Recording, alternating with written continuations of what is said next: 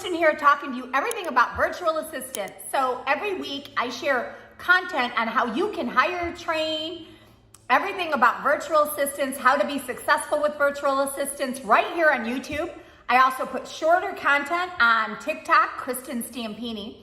Today we are going to talk about what to do to hire a virtual assistant and what the process is.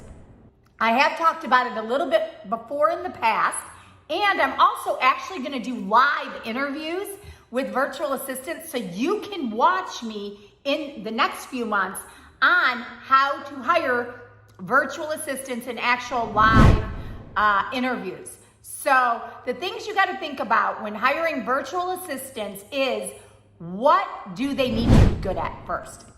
So if you are hiring a customer service virtual assistant, we always look for people that have customer service experience in the past. Also, we look for, have they worked US hours before? Because Filipino hours is 12 hours or 13 hours, or wherever you're living in the United States, we're in Eastern Standard Time, so they're either 12 or 13 hours difference. So we want people that have actually worked from home before and worked the hours, because they're very, very different. We also want to make sure that they have, somebody who's watching the kids and staying with the kids. We want to listen to the background. Is there a lot of background noise? Is there roosters? Is there dogs barking? Is there kids? What is the background noise? Do they have actual space, private space? Customer service, it needs to be quiet. They need space.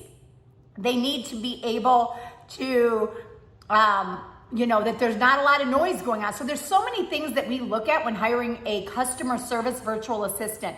We also use a DISC assessment to see what is their personality style. We like somebody in customer service a little bit more social. They don't need the details. So we don't have to look for the details in customer service as we would another position in the company. So you're gonna see me do live interviews with questions. What questions should you ask? What should you look for? Everything about what should you pay? If you're hiring a virtual assistant on your own, you can hire them anywhere, depending, usually about $3.50, $4 to $6 an hour.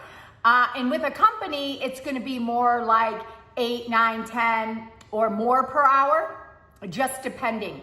And the thing is hiring through a company, usually we don't see as much virtual assistants jumping from job to job. When you're hiring them on your own, we find that they do that a lot more. So then you're going through the process of hiring and training again and again and again.